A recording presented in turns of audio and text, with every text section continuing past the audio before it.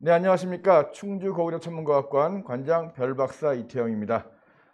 오늘 3월 27일 충주고구려천문과학관 별박사의 재미있는 별자리 여행 주말 유튜브 라이브 강연, 오늘 주제는 슈퍼문과 금성입니다. 지금부터 여러분들과 약 30분 정도 유튜브로 이 슈퍼문과 금성에 대한 이야기를 하겠습니다. 비가 오기 때문에 오늘 천문대를 찾아오시는 분들이 별로 없습니다. 그래서 오늘은 이 앞에 손님 없이 유튜브 라이브를 그냥 진행하겠습니다. 자, 파워포인트를 보면서 오늘 강연을 시작하겠습니다. 자, 지금 이 화면을 보시면 이것이 오늘 밤 여러분들이 하늘에서 볼 수 있는 별과 달의 모습입니다. 자, 지금 날씨가 맑았다면 동쪽 하늘에는 둥근 달이 높이 떠올랐을 거고요. 그리고 서쪽, 남쪽과 서쪽 하늘로는 밝은 겨울철의 별들과 더불어서 붉은색 화성도 보입니다.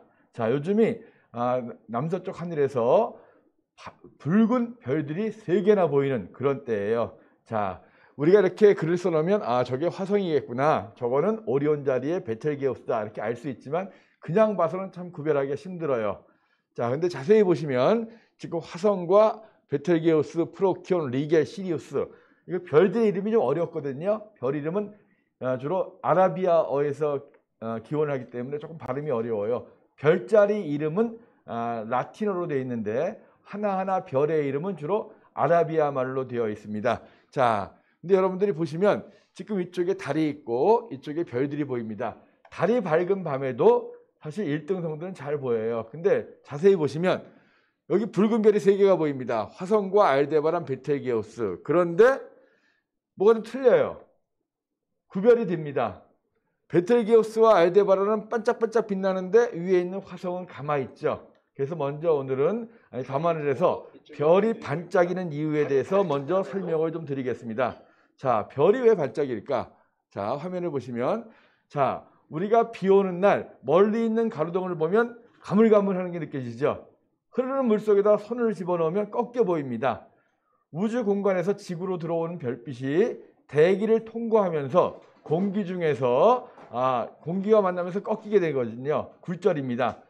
지평선에 가까울수록 대기가 많아지기 때문에 공기의 밀도가 높아지기 때문에 더 많이 꺾이게 되죠. 그러면서 공기의 흐름이 좀 많을 때는 이것이 많이 흔들립니다. 자, 그래서 보시면 지평선에 가까운 별일수록 높이 떠 있는 별보다는 더 두꺼운 공기층을 통과하기 때문에 더 많이 반짝거려요. 이걸 좀 더 자세히 설명을 드리면, 자, 별은 아무리 큰 망원경을 보더라도 작은 점으로밖에 안 보입니다. 이 작은 점이 대기를 통과하면서 공기에 의해서 굴절되고, 그리고 공기의 밀도가 다르고 이 바람이 불면서 공기 흐름이 있기 때문에 계속 빛이 꺾이는 게 바뀝니다. 아주 물이 빨리 흐르면 손이 더 많이 꺾여 보이는 것처럼, 가물가물해 보이는 것처럼. 그래서 별은 작은 점이기 때문에 조금만 흔들리더라도 많이 깜빡거립니다. 그리고 대기의 상태가 불안정할 때는 더 많이 깜빡거리고요. 그런데 행성 같은 경우에는 우리가 망원경으로 보면 면적이 느껴지죠. 작은 점들은 막 깜빡거리는데 이런 것들이 전체적으로 봐서는 서로의 깜빡거림이 상쇄되기 때문에 눈으로 봐서는 화성이라든가 목성이라든가 토성, 금성 같은 행성들은 거의 깜빡임을 느낄 수가 없어요. 하지만 망원경으로 확대해 보면 역시 이렇게 대기 상태가 불안정한 날은 많이 흔들거리는 걸 느낄 수가 있습니다. 자, 우리가 전문적으로 별을 볼 때 시상이라고 하는데요. 하늘이 아무리 맑아도 공기의 흐름이 많거나 대기가 불안정하면 많이 깜빡거립니다. 시상이 좀 안 좋다고 이야기하거든요. 그런데 행성들은 면적이 있기 때문에 맨눈을 볼 때는 거의 깜빡거림을 못 느껴요. 자, 그래서 이렇게 다시 한번 보시면, 자, 화성은 똑같은 붉은 별인데 가만히 있죠. 그런데 알데바란, 베텔게우스 같은 이렇게 붉은색 별들은, 멀리 있는 별들, 스타들, 항성들은 깜빡깜빡깜빡하는 게 느껴집니다. 그래서 자, 눈으로 하늘에 있는 별을 구별할 때 깜빡거림이 없으면 행성이다, 깜빡거림이 있으면 항성, 스타다. 그런데 지평선에 가까울수록 더 많이 깜빡거린다. 자, 지금 아래쪽에서 제일 많이 깜빡거리는 것이 바로 뭐죠? 이것이 바로 밤하늘에서 가장 밝은 별이 히리우스예요. 우리가 볼 수 있는 별 중에 스타 중에서는 가장 밝은 게 바로 이 시리우스입니다. 자, 그래서 이 시리우스 우리말로는 하늘의 늑대별이라고 해요. 약간 푸른 기운이 도는데 푸른 기운이 도는 별이 하늘에서 깜빡깜빡거리니까 마치 밤에 숲속에서 늑대가 눈을 깜빡깜빡거리면서 우리를 바라보는 것 같다 싶어서 하늘의 늑대별, 한자로는 천랑성 이런 이름이 붙어 있습니다. 자, 이제 밤하늘에서 볼 때 별이 깜빡거리는 이유, 그리고 항성과 행성이 다르게 보이는 이유. 행성들은 깜빡거림이 거의 없다. 항성들은 지평선에 가까울수록 많이 깜빡거린다. 이 차이를 알아주시면 되고, 자, 지금 3개의 붉은 별이 있는데 그 중에 자, 이 베텔기우스나 알데바란이라는 이 별들은 적색 거성이라고 합니다. 자, 별이 나이가 들어서 죽을 때가 되면 점점 커져요. 부피가 늘어나면 온도가 내려갑니다. 자, 빨주노초 파남보 중에서 온도가 가장 낮은 색깔이 붉은색이에요. 그래서 별이 태어날 때는 수소가 모여서 큰 별, 수소가 많이 모이면 당연히 뜨겁고 큰 별이 태어나겠죠. 하지만 죽을 때가 되면 다 팽창하면서 온도가 내려가면서 적색 거성이 됩니다. 그 중에 이 베텔게우스라고 하는 별은 기름이 태양보다 거의 800배나 돼요. 그래서 중심에 태양이 있으면 가장자리가 거의 목성 궤도까지 갑니다. 굉장히 크죠. 거의 죽을 때가 다 된, 죽는다는 말이 좀 그렇지만 아무튼 수명이 거의 다한 별이에요. 작년 한동안 이 베텔게우스의 밝기가 좀 줄어들면서 드디어 베텔게우스가 머지않아 폭발하지 않겠는가. 자, 이렇게 커졌다가 다시 수축하면서 마지막 순간에 폭발을 하거든요. 이걸 초신성이라고 하는데 작년에 이제 거의 이 베텔게우스가 폭발할 때가 되지 않았는가 이런 이야기들이 많이 나왔는데 다시 밝기가 정상적으로 됐고 최소한 이 별은 앞으로 몇십 년 아니면 또 몇백 년, 몇천 년 이 안에는 폭발을 할 것 같다 이런 얘기가 있습니다. 아무튼 베텔게우스 가장 큰 부피가 큰 별 중에 하나죠. 그 옆에 보이는 황소 자리의 알데바란이라는 별, 이 별은 질량이 태양과 비슷한데 지름은 태양보다 한 4, 50배 정도 되는 별입니다. 역시 나이 든 늙은 별이죠. 부피가 커져가지고 적색 거성. 자, 그래서 별마다 이 색깔이 틀리게 보이는 이유는 온도 때문이에요. 그래서 자, 빨주노초 파남보, 이 빨간색으로 갈수록 온도가 낮고 이 파란색 쪽으로 갈수록 온도가 높은 별입니다. 물론 보라색 쪽은 거의 없어요. 그래서 일반적으로 자, 파란색서부터 빨간색까지 이걸 스펙트럼을 찍으면 O, B, A, F, G, K, M 이렇게 이제 알파벳 번호를 붙이는 알파벳에 문자를 붙이는데 저희가 학교 다닐 때 외울 때 O, be a fine girl, kiss me 이렇게 외웠습니다. 그래서 O형별이 가장 뜨거운 별, M형별이 가장 온도가 낮은 적색 외성. 근데 적색 외성은 거의 눈에 안 보여요. 우리가 하늘에서 붉게 보이는 별들은 대부분 다 죽을 때가 된 적색 거성들입니다. 이 푸른 별도 죽을 때가 되면 점점 커져가지고 적색 거성이 되거든요. 자, 우리 태양은 G형별입니다. 노란색 별이죠. 그래서 태양은 노란색 별이기 때문에 오늘 밤에 달이 보이는 곳에 계신 분들은 달이 약간 연노란색으로 보이는 것을 알 수 있을 겁니다. 해가 노란색이기 때문에 노란 햇빛을 받은 달은 노랗게 보이는 거거든요. 그래서 이렇게 별마다 색깔이 다른데 다른 이유는 온도가 다르기 때문이다. 그리고 약간 붉은기가 도는 별들은 자, 처음부터 태어날 때부터 붉은색인 자그마한 적색 외성이 아니라 굉장히 밝기 때문에 큰 별들이 나이가 들어가지고 점점 커져가지고 부풀어 오른 적색 거성들이다 하는 거고, 자, 이와 달리 이 화성 같은 경우에는 화성은 스타가 아니죠. 스스로 타는 것이 아니라 표면이 붉은색이기 때문에 붉게 보이는 거예요. 그래서 화성 같은 경우에는 주로 표면에 산화철 성분이 많아서 붉게 보인다 이렇게 이야기하거든요.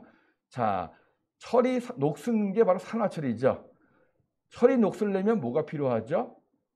네, 물이 아니라 산소죠. 산화철이니까. 그래서 과거에 화성에 산소가 좀 많았던 것 같다 해가지고 화성이 붉게 보이는 이유는 이 녹슨 철 성분들, 토양에 산화철 성분이 많아서 붉게 보이는 겁니다.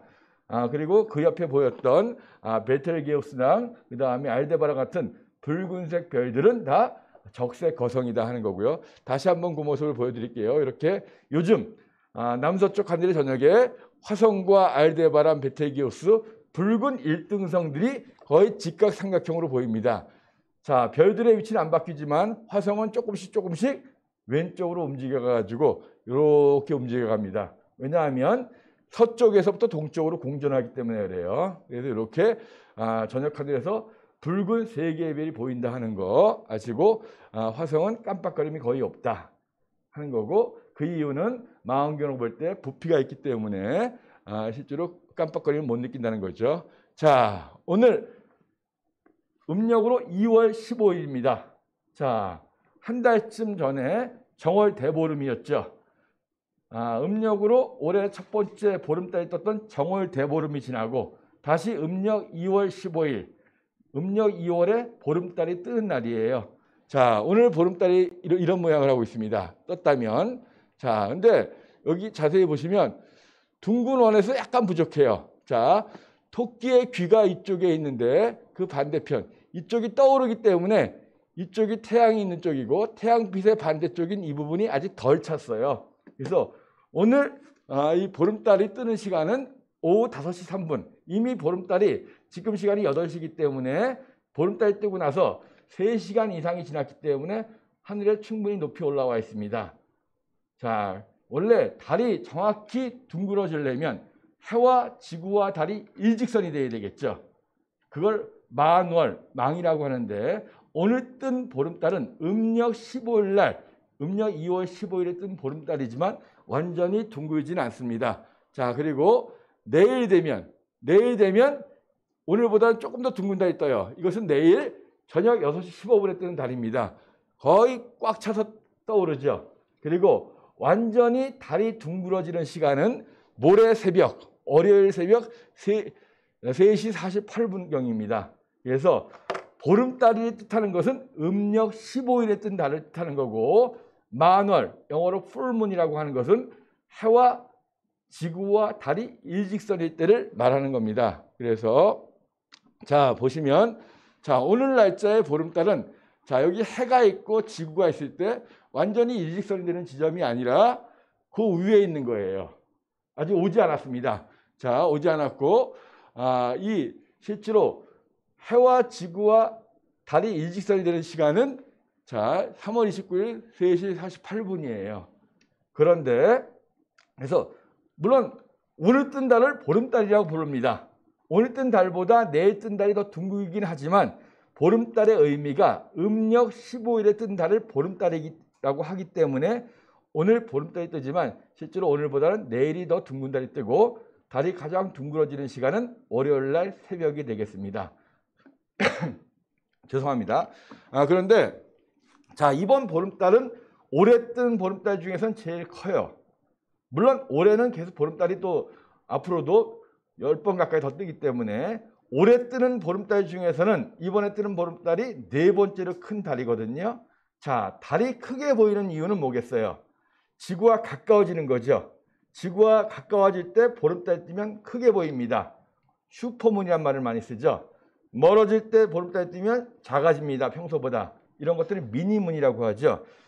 오늘 요번에 풀문이 됐을 때 이번 뜨는 둥근 달을 가리켜서 외국에서는 슈퍼문이라고 하는 사람도 있고 그렇지 않다라고 하는 사람들도 있어요. 그래서 슈퍼문이 정확히 무엇인가 거기에 대해서 오늘 좀 말씀을 드리겠습니다. 자, 슈퍼문은 일단 지구와 달이 가까워지면서 커 보이는 건데요. 달이 도는 궤도가 둥근 원이 아니라 타원입니다. 타원이라는 것은 가까워질 때가 있고 멀어질 때가 있는 거예요. 지구와 달의 평균 거리는 약 38만 킬로미터입니다. 그런데 한 10% 정도가 멀었다 가까워졌다 하는 거예요. 당연히 가까워졌을 때 보름달 뜨면 풀문이 되면 당연히 커 보이겠죠. 이번에 달이 가장 가까워지는 시간은 3월 30일입니다. 그러니까 가장 가까워지기 직전에 얼마 전에 뜨는 달들이죠. 자, 그래서 자, 이 보름달을 갖다가 슈퍼문 이야기하기 전에 먼저 보름달 얘기 조금 더 하겠어요. 이것은 저희 천문과학관에 있는 이서은 연구원이 찍은 보름달 사진입니다. 상당히 둥근 보름달. 근데 이것도 약간 이쪽이 좀 덜 찼어요. 그래서 정확하게 완전하게 둥근 원의 풀문을 찍기는 굉장히 힘들어요. 낮에 될 때도 있고 새벽에 될 때도 있기 때문에. 그래서 우리가 거의 이 둥근 달을 갖다가 찍는 건 보통 보름이라든가 그 다음날 주로 찍는데요. 이 둥근 보름달을 찍으면 이렇게 아래쪽으로 굉장히 큰 크레이터가 보입니다. 보통 반달일 때는 안 보이는데, 그리고 그 주변으로 이렇게 방사형으로 하얀 선들이 보이죠. 자, 이게 달에 있는 눈으로 볼 때 가장 크게 보이는 크레이터, 운석 구덩이거든요. 약 1억 5천만 년 전. 그러니까 다른 크레이터에 비해서 생긴 지가 얼마 안 됐어요. 1억 5천만 년이 굉장히 얼마 안 된 거예요. 오래된 것들은 뭐 몇십억 년 전이기 때문에. 그래서 1억 5천만 년 전에 꽝 여기 와서 큰 운석이 충돌을 했습니다. 그때 주변으로 퍼진 그런 물질들이 이렇게 방사선으로 퍼져 있거든요. 여기에 철 성분들이 많기 때문에 이런 것들이 햇빛을 정면을 받았을 때 빛나는 거예요. 이렇게. 근데 만약에 반달쯤 되면 해가 이쪽에서 비치거나 이쪽에서 비치면 이렇게 하얀 선들이 잘 안 보여요. 근데 해가 정면을 비쳤을 때, 보름달일 때는 이 티코라고 하는 이 크레이터 주변으로 이렇게 방사선들이 잘 보입니다. 중간중간에도 하얗게 보이는 부분들이 많거든요. 화이트 스월이라고 해가지고 자그마한 흰색 소용돌이들이 가끔 보이는데 다 운석에서 나온 부스러기들, 이런 것들이고 철성분들이 많아가지고 이 자기장이 좀 많이 감지되는 그런 것들입니다. 자, 아무튼 이 둥근 보름달을 보면 우리나라 사람들은 옛날부터 굉장히 좋아했어요. 그 이유는 여기에 토끼가 있다고 믿었기 때문이죠. 자, 검게 보이는 부분을 바다라고 하는데 이 바다 지형이 자, 토끼처럼 생겼다는 거예요. 토끼의 귀가 있고 얼굴, 엉덩이, 이쪽 가슴, 엉덩이, 꼬리. 자, 발이 있고 여기가 절구지라는 몽둥이에요. 그래서 우리나라 사람들은 이렇게 토끼가 절구지라는 모습으로 달에서 모양을 봤기 때문에 보름달을 뜨면 굉장히 좋아했습니다. 그리고 가로등이 없던 시절에 보름달 뜨면 훤했잖아요. 그래서 보름달 뜨는 날은 데이트하는 날이었어요. 사실 오늘 비가 안 왔으면 이 환한 달빛 아래서 데이트하기 참 좋았을 텐데, 비가 오는 날은 왜 옛날에도 비가 오니까 어두웠겠죠. 이런 날은 쉬는 날이에요. 상당히 안타까운 날이죠.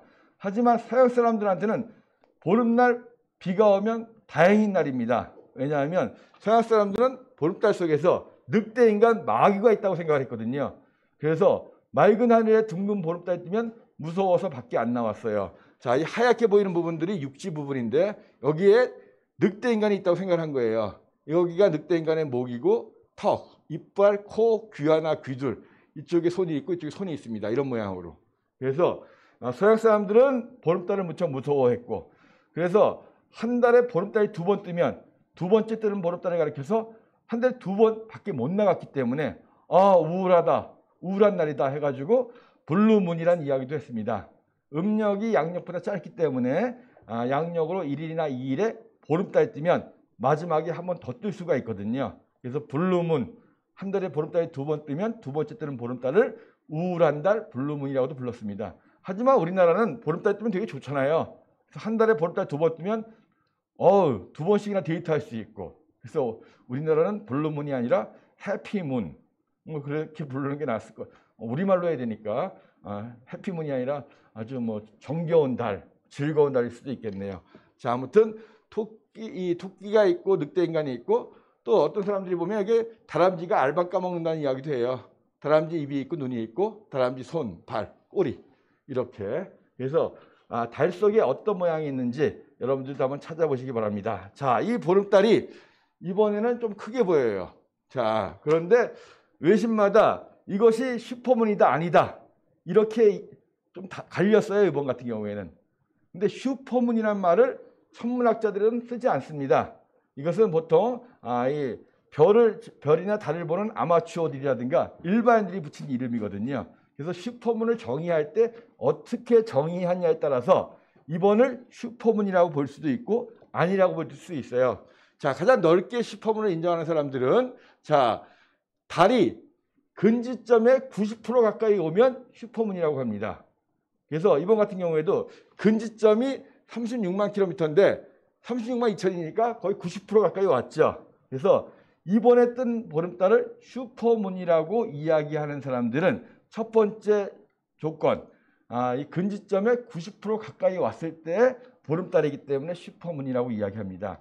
그런데 이걸 엄밀하게 이야기하는 사람들은 자, 풀문이 됐을 때 거리가 이 마일로는 22만 3천 마일, 킬로미터는 35만 8천 마일 정도. 그러니까 대략 36만 킬로미터가 안 되면은 슈퍼문이라고 이야기합니다. 이 조건을 이야기했을 때는 이번 같은 경우에는 거리가 36만이 넘기 때문에 두 번째 조건으로는 슈퍼문이 아닌 거예요. 미국의 유명한 스카이 앤 텔레스코프 같은 이런 천문 잡지에서는 이 조건을 가지고 슈퍼문이라고 이야기하기 때문에 그 조건으로는 이번에 슈퍼문이 안 됩니다. 세 번째 조건, 미국의 해양 대기청인 노아에서 정의한 건데요. 자, 근지점에 10시간 이내에 들어왔을 때 풀문이 되면 슈퍼문이라고 정의합니다. 여기서는. 이 경우에도 이번 같은 경우에는 실제로 풀문이 되는 시간하고 그 다음에 근지점이 되는 시간이 하루 이상 차이가 나기 때문에 이 역시 아닌 거죠. 그래서 올해 같은 경우에는 넓은 의미로 보면 이번 거, 다음 달, 그 다음 달, 그 다음 달 3월부터 6월까지의 보름달들이 다 슈퍼문이 될 수 있는 건데 그중에 엄밀한 두 번째, 세 번째 조건을 같이 놓고 보면 4월달과 5월달 달만을 슈퍼문이라고 이야기할 수 있습니다. 그중에 가장 큰 달은 5월 하순에 보이는 이때의 달이거든요. 이때는 35만 7,460km. 그러니까 이번보다도 거의 굉장히 많이 가까워지는 거죠. 거의 뭐 5만 킬로미터 가까이 5천 킬로 가까이 더 가까워지기 때문에 지금보다도 훨씬 커 보입니다. 그래서 자, 슈퍼문이 뭔가? 왜 이번 같은 경우에 슈퍼문이라고 하는 사람도 있고 아니라는 사람도 있을까?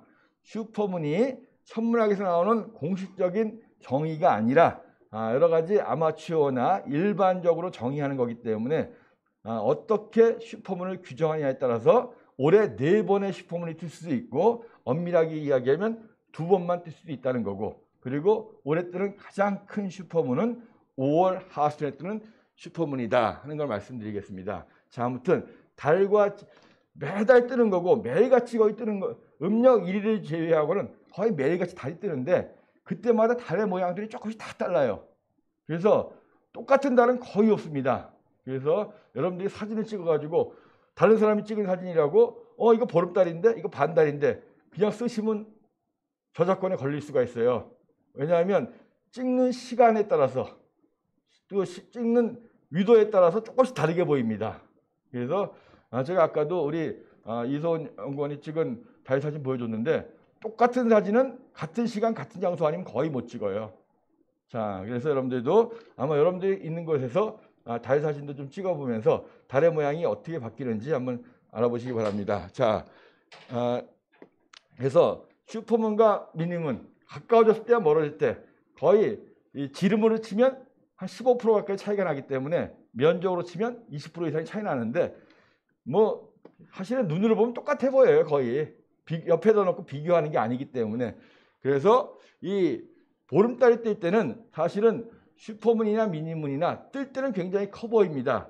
그래서 높이 떴을 때에 비해서 뜨거나 질 때에 서너 배 정도 커 보여요. 그 이유는 우리가 머릿속으로는 하늘이 방구라고 생각을 하지만 실제로 머리 위쪽 천정 부분은 가깝다고 느껴요. 지평선은 멀다고 느낍니다. 자, 머리 위에 비행기나 새가 날아가면 가까워 보이잖아요. 저 지평선 쪽에 비행기나 새가 있으면 되게 멀게 느껴지거든요. 그래서 우리는 방구의 하늘이 아닌 접시 모양의 하늘을 느끼기 때문에 머리 쪽보다는 지평선이 훨씬 멀다고 느낍니다. 그런 상태에서 똑같은 달이 떠오르면 자, 당연히 멀리 있는 곳에 똑같은 달이 있지만 멀리 있는 것이 커 보이죠. 그것처럼 지평선 근처가 멀다고 느껴지기 때문에 지평선 근처에 있는 달이 높이 뜬 달에 비해서 우리가 머리 착시 현상으로 서너 배 정도 커 보입니다. 그래서 꼭 슈퍼문이 뜰 때만 커 보이는 것이 아니라 보통 때도 달이 뜨거나 질 때는 커 보여요. 이것은 착시 현상입니다. 이런 철도를 가지고 했던 착시가 1900년대 초에 이탈리아의 폰조라는 그 심리학자가 처음으로 발견해가지고 폰조 착시 이런 말도 많이 쓰는데요. 자, 이번 슈퍼문 오늘 보름날이기 때문에 이번에 뜨는 보름달 내일 밤에 가장 둥그러지고요. 자, 슈퍼문이라고 할 수도 있고 안 할 수도 있다. 크게 뭐 그거 가지고 논쟁해 버릴 필요 없다는 말씀드렸고, 자, 그 다음에 이제 금성 이야기를 좀 해드리겠습니다. 어제가 바로 이날이었어. 어제가 3월 26일 오후 3시경에 금성과 태양과 지구가 일직선이 됐습니다. 당연히 해 뒤에 금성이 있는 거거든요. 그러니까 금성이 안 보였죠. 그동안에는 금성이 오른쪽에 있었습니다. 해보다. 자, 지구가 있고 금성이 있는데 이렇게 돌다가 당연히 금성이 지구보다 빨리 돌죠. 태양에 가까이 있기 때문에 태양의 중력을 더 많이 느끼기 때문에 금성이 공전하는 속도가 지구보다 빠릅니다. 자, 지구의 안쪽으로 갔다가 오른쪽에 보였던 금성이 어제 태양과 같은 방향에 놓인 거예요. 그리고 오늘부터는 왼쪽으로 빠집니다. 그래서 금성이 태양의 오른쪽에 있을 때는 새벽별이에요. 그래서 어제 전까지는 새벽별로 있던 금성이 오늘부터는 저녁별이 됩니다. 자, 동쪽 서쪽을 좀 제가 구별해 드릴게요. 해나 금성이나 화성이나 태양계의 행성이나 천체들은 다 우리가 볼 때는 다 남쪽에서 보입니다. 자, 왜냐하면 우리가 북반구에 있기 때문에 해가 뜨거나 달이 뜨거나 태양계 행성들은 다 남쪽에서 보여요. 북극성 있는 근처까지 안 가거든요. 그래서 해나 달이나 행성을 보실 때는 이 그림을 기억해 주세요. 자, 우리나라의 제일 남쪽에 있는 섬이 제주도죠. 오른쪽이 서해안이고 왼쪽이 동해안입니다. 이런 태양계의 행성들을 그릴 때 해보다 오른쪽, 행성보다 오른쪽이 서쪽이에요. 왼쪽이 동쪽입니다. 그러면 뭐냐면 그동안에는 금성이 해보다 오른쪽, 서쪽에 있다가 동쪽으로, 왼쪽으로 이제 오늘부터 이동한 거예요. 그래서 자, 왼쪽으로 가장 멀리 태양에서 떨어졌을 때를 동쪽으로 제일 멀리 떨어진 최대 이각이라고 하고, 오른쪽으로 제일 멀리 떨어졌을 때를 오른쪽이니까 서쪽으로 제일 멀리 떨어진 서방 최대 이각이라고 합니다. 그래서 이렇게 금성이, 자, 우리가 배울 때 공전하는 걸 서쪽에서 동쪽으로 공전한다 이렇게 배우죠. 지구도 그렇고 금성도 그렇고 다 그렇습니다. 공전 방향은 다 똑같아요. 자, 당연히 오른쪽이 서쪽이고 왼쪽이 동쪽이라고 그랬죠. 오른쪽에서 왼쪽으로 이렇게 도는 거예요.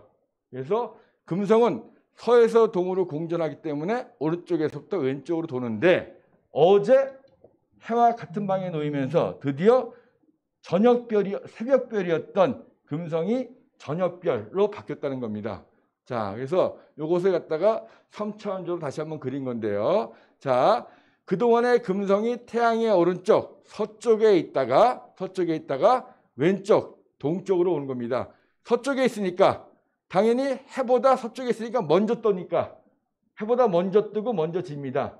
해보다 먼저 뜨는 태양보다 오른쪽 서쪽에 있는 금성을 새벽별이라고 불렀고, 왼쪽으로 오면 태양보다 왼쪽 동쪽에 있으니까 해가 먼저 뜨겠죠. 해가 먼저 뜨니까 새벽에는 안 보이고 해가 진 다음에 왼쪽에 서쪽에 보입니다. 그래서 어제를 기점으로 금성이 새벽별에서 저녁별로 바뀌었다. 이렇게 한 번 바뀌면 한 10달 갑니다. 그래서 올해 말까지는 금성을 저녁 하늘에서 볼 수 있을 거예요. 작년에 여름, 가을, 겨울 동안 금성 거의 못 보셨을 거예요. 왜냐하면 새벽별이었기 때문에 부지런한 분들만 볼 수 있었을 겁니다. 그런데 오늘부터 저녁별 됐다고 오늘 저녁에 바로 보이는 건 아니에요. 해에 너무 가까이 있다 보니까 조금 벗어나야 되겠죠. 그래서 앞으로 한 3, 4주 정도가 지나면 저녁 하늘에서 밝은 금성을 볼 수가 있습니다. 자, 금성 지금 위치를 보면 이것이 이제 오늘이었거든요. 오늘 낮이었는데 해가 움직이는 길이에요. 황도라고 하죠. 해보다 약간 왼쪽으로 갔어요. 드디어. 길이 똑같이 일체해서 식이 일어나는 건 아니고, 확대해서 보니까 방향으로 봤을 때 해보다 약간, 어제 일치했으니까 오늘은 금성이 약간 왼쪽으로 갔습니다. 자, 그래서 이렇게 금성이 해보다 오른쪽에 있으면 이쪽에 해가 있으니까 이쪽이 비칠 거 아니에요. 그래서 왼쪽으로 볼록한 이런 금성을 볼 수가 있고, 해보다 왼쪽 동쪽에 있으면 오른쪽으로 볼록한 이런 금성을 볼 수가 있어요. 달하고 거의 비슷합니다. 저녁달은 오른쪽으로 볼록하고 새벽달은 왼쪽으로 볼록한 거 들어보셨을 거예요. 금성도 거의 마찬가지입니다. 금성을 망원경으로 보면 새벽에 보이는 금성은 왼쪽으로 볼록해요. 저녁에 보이는 금성은 오른쪽으로 볼록합니다. 자, 지구에 가까워질수록 가늘어져요. 가늘어지고 멀어질수록 원에 가깝습니다. 그래서 금성은 완전히 동그란 금성은 볼 수가 없어요. 동그란 것은 햇빛의 정면을 받을 때는 안 보이기 때문에요. 자, 그래서 자, 금성을 망원경으로 처음 관측한 사람이 1610년에 이탈리아의 천문학자 갈릴레이 갈릴레오입니다. 자, 이 갈릴레이가 처음으로 금성을 관측했을 때 이 금성 관측을 통해서 이 우주의 중심이 지구가 아니다. 이걸 아는 거예요. 어떻게 되냐면 만약에 우주의 중심이 지구라고 본다면 태양이 바깥쪽에 있다고 한다면 자, 어떻게 보이겠어요? 해가 이쪽에 있으니까 금성이 햇빛을 비추니까 항상 이렇게 보여야 될 거 아니에요. 근데 만약에 중심에 태양이 있으면 이런 식으로 금성의 모양이 바뀐다는 거죠. 그래서 자, 태양이 중심에 있기 때문에 금성의 모양이 이렇게 바뀌는구나. 그래서 1610년에 갈릴레이가 망원경으로 금성의 모양이 바뀌는 걸 관측하면서 이 우주의 중심이 지구가 아니다. 그래서 태양계인 지구를 포함한 행성들이 다 태양을 돌고 있다 하는 것을 금성 관측을 통해서 좀 더 확신을 했다는 겁니다. 자, 이것이 이제 금성이 어제 전까지는 새벽별이었다 그랬죠. 새벽에 보이는 금성을 이제부터는 저녁별이 된 거예요. 저녁에 보이는 금성은 우리말로는 개밥바라기 또는 태백성이라고 부릅니다. 자, 개밥바라기라고 하는 것은 바라기는 그릇이에요. 개밥바라기는 개의 밥그릇이라는 뜻이거든요. 우리나라는 옛날에 집집마다 개를 많이 키웠죠. 낮에 밭에 나가서 들에 나가서 논에 나가서 농사 일을 하다가 해가 질 무렵 금성이 떠오르었을 때 집에 옵니다. 집에 오면서 밝게 빛나는 금성을 보면서 우리 멍멍이가 집에서 배고프겠구나. 빨리 가야지 하면서 발길을 재촉했다. 이런 민담 속에서 저녁 하늘에 보이는 금성을 개밥바라기다. 이렇게 이름을 붙였다는 이야기도 있습니다. 자, 저녁에 보이는 금성은 또 다른 말로 한자로는 태백성, 가장 밝은 별이라는 이름으로 태백성이라고도 불리기도 하고 또 장경성 이렇게 이름으로 부릅니다. 자, 근데 어쨌든 저녁에 보이는 금성은 저녁 달과 마찬가지로 오른쪽으로 볼록합니다. 자, 커지면 커질수록 지구와 가까워지기 때문에 가늘어집니다. 멀어질수록 원에 가까운데 작아져요. 자, 그리고 새벽의 동쪽, 태양의 오른쪽에 보이는 금성을 샛별이라고 하죠. 해보다 먼저 뜨기 때문에 샛별이라고 부르는데 한자로는 계명성이라고도 부릅니다. 새벽을 여는 별 해가지고 계명성이라고 부르고 다른 말로는 명성 이렇게도 부릅니다. 자, 계명성, 샛별, 명성은 다 새벽에 뜨기 때문에 새벽 달처럼 왼쪽으로 볼록합니다. 지구와 가까워질수록 이렇게 가늘어지는 거고요. 자, 금성. 우리가 볼 때 밤하늘에서는 제일 밝은 별이죠. 점으로 보이는 것 중에서는. 그래서 하늘에 보이는 천체 중에서 제일 밝은 것은 해고, 그 다음에 달이고 세 번째가 바로 금성입니다. 금성을 망원경으로 보면 이렇게 보이죠. 자, 표면이 거의 안 보여요. 그 이유는 대기가 무척 두껍기 때문입니다. 지구보다 거의 대기가 100배 가까이 두꺼워요. 대부분은 이산화탄소로 되어 있습니다. 대기가 두껍다 보니까 햇빛의 70% 이상을 반사시키는 거예요. 금성이 가장 밝게 보이는 이유는 가깝기 때문이 아니라 대기가 두껍기 때문에 햇빛을 가장 많이 반사시키기 때문입니다. 햇빛의 70%를 반사시키는 거예요. 자, 그리고 짙은 대기로 인해서 표면이 잘 안 보여요. 중간중간에 검은 줄무늬 같은 것들이 보이는데 이 부분은 자외선을 흡수해가지고 이렇게 보인다고 합니다. 정확히 자외선이 어떤 물질들이 자외선을 흡수하는지는 잘 알려져 있지는 않습니다. 자, 그리고 이거는 바로 작년 8월에 나왔던 사진이거든요. 현재 태양을 탐사하고 있는 파커 솔라 프로브라고 하는 그런 태양 탐사선이 금성 옆을 지나면서 찍은 사진이에요.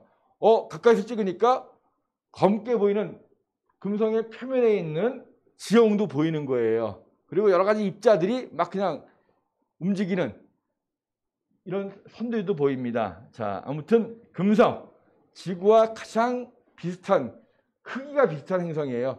환경으로는 화성이 가장 비슷하고요. 그래서 금성은 지구는 23.5도 기울어져 가지고 자전과 공전을 하고 있지만 금성은 지구와 반대로 반대 방향으로 자전을 해요.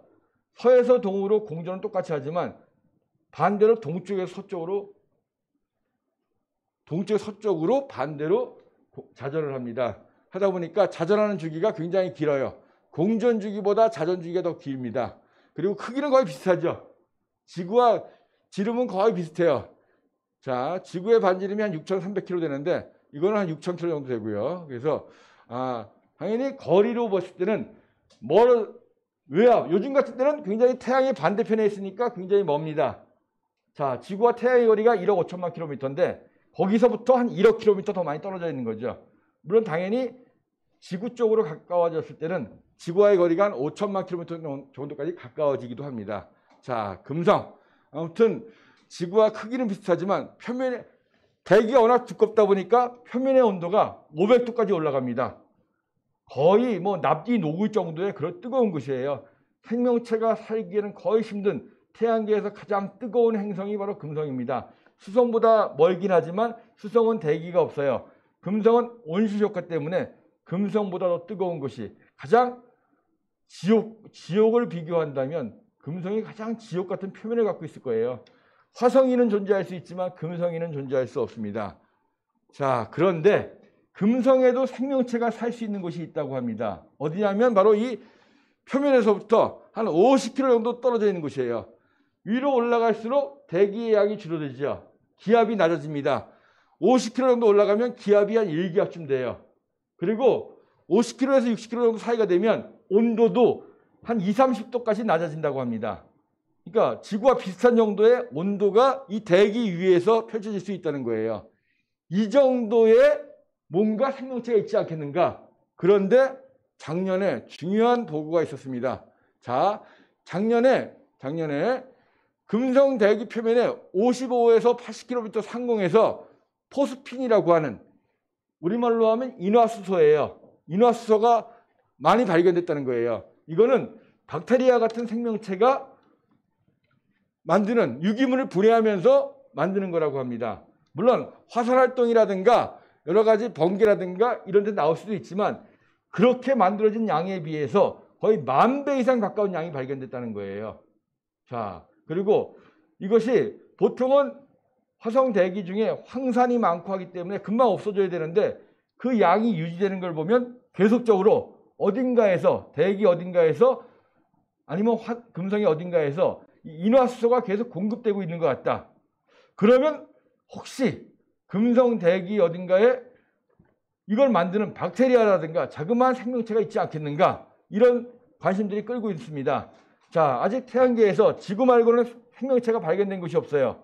가장 가능성 있는 게 화성이라고 보고 있고 또 목성의 위성인 유로파의 바닷속에서도 발견될 수 있다고 보는데 최근 들어서는 금성에서 먼저 발견되는 것이 아니겠느냐 해가지고 또 굉장히 관심이 많습니다. 그래서 자, 원래는 2025년이었는데 요즘 경제가 많이 안 좋다 보니까 금성 탐사선의 발사가 2029년으로 연기가 됐는데 베네라-D라고 하는 금성 탐사선을 미국과 러시아가 공동으로 발사하기로 한 거예요.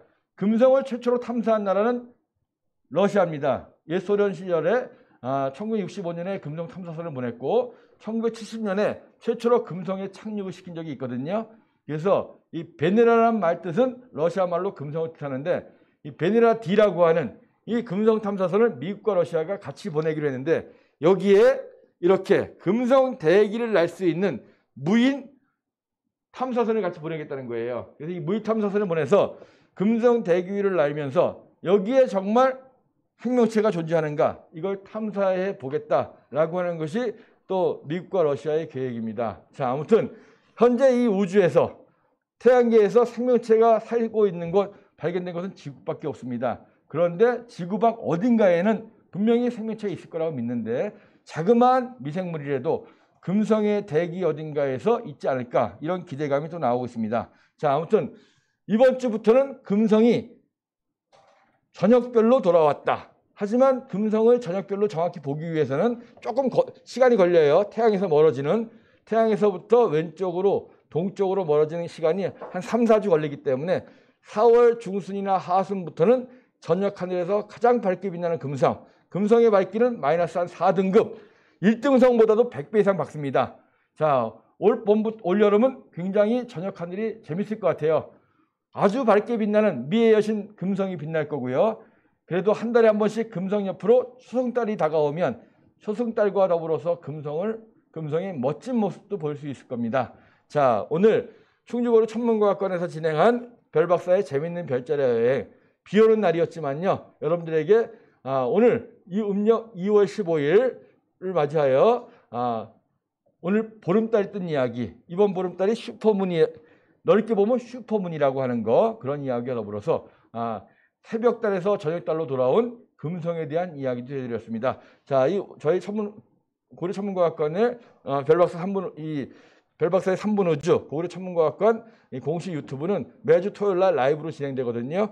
궁금하신 분들이 있으시면 와서 질문도 하시고 함께 참여해 주시면 되겠습니다. 자, 오늘 강의를 여기서 마치겠습니다. 질문 있어요? 예. 금성 탐사 계획이 한국에 있는지. 한국의 금성 탐사 계획은 아직 없습니다. 자, 며칠 전에 대통령님이 말씀하셨죠. 2030년대에는 화성 탐사선을 보내겠다. 자, 일단 우리가 하고 있는 것은 현재 올해 말에 한국형 발사체 누리호의 시험 발사를 성공하고, 그리고 내년에 달 궤도선을 보낼 거고요. 그리고 2030년까지는 달 착륙선 보내고 2030년대 중으로 화성 탐사선을 보내겠다 하는 것까지는 얘기가 나왔습니다.